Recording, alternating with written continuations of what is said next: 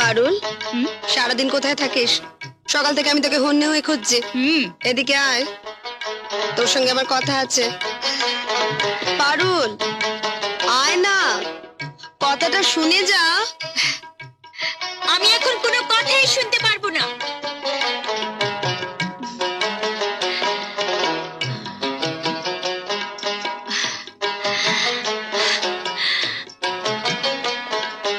কথাটা খুব জরুরি। খুব জরুরি, পরে শুনবো। আজও বায়না, সদাগর এখন কোথায়?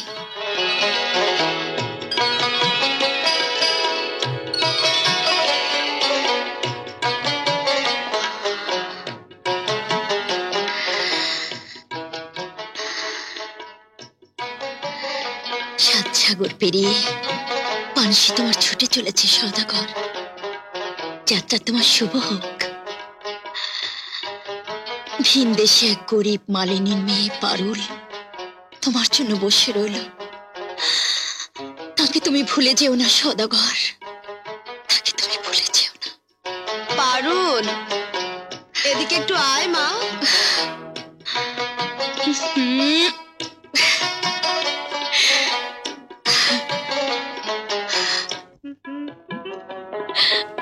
কি দেখছিস রে? ওটা কি? সদাগর এক আজও পায়না আমাকে উপহার দিয়ে গেছে মা। আমি যখন যাকে খুশি তাকেই দেখতে পাবো। সে আবার কেমন কথা? হ্যাঁ মা, আমি যখন যাকে দেখতে চাই তাকেই দেখতে পাই। তাই নাকি? তাহলে দেখ তো মা, তোর মাকে দেখা যায় কিনা। তোমাকে দেখা যাবে না। ওরে পারুল, দেখ না, দেখ না তোর মাকে দেখা যায় কিনা। বললাম না দেখা যাবে না, এই দেখো না। তুই ভালো করে দেখ না, তোর মাকে দেখা যায় কিনা। ও ও কেন আমার মা হতে যাবে? কে? কি করছে ও?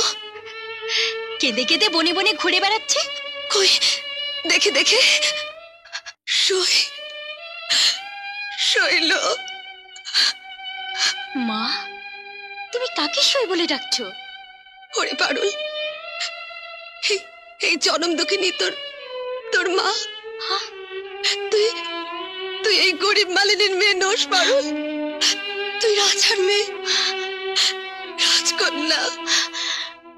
রাজার মেয়ে, রাজকন্যা? না, এ তুই কি করলি মা? আয়নাটা ভেঙে ফেললি? চিরকাল তোমাকেই মা বলে জেনেছি। তোমাকে ছাড়া এই পৃথিবীর কাউকে আমি মা বলে ডাকতে পারবো না। আমি কি তোমার গলার কাঁটা যে তুমি আমাকে ফেলে দিতে চাইছো? এমন কথা বলিস না মা। তুই রাজকন্যা, তোর মা এক গরিব কাঠুরিয়ার মেয়ে। হ্যাঁ, মহারাজ থেকে ছোট রানী করে আনে। তোর 7 ভাই আর তুই জন্মাবার পর ওই ডাইনি 6 রানী চক্রান্ত করে তোর 7 ভাইকে মেরে ফেলে, তোর মাকে বনবাসে দেয়। আর আমি তোকে নিয়ে রাজপ্রাসাদ থেকে পালিয়ে যাই বলেই আজও তুই বেঁচে আছিস। না না, এ তুমি কি বলছো? ঠিকই বলছি। এখন তোর মনকে শক্ত করতে হবে, তোর দুঃখিনী মাকে ফিরিয়ে আনতে হবে, মহারাজকে বোঝাতে হবে, তোর 7 ভাইকে জাগিয়ে তুলতে হবে। 7 ভাই? কি বলছো মা তুমি? হ্যাঁ, আমি ঠিকই বলছি। 7 ভাই? কোথায় কোথায় আমার সেই 7 ভাই? কোথায়?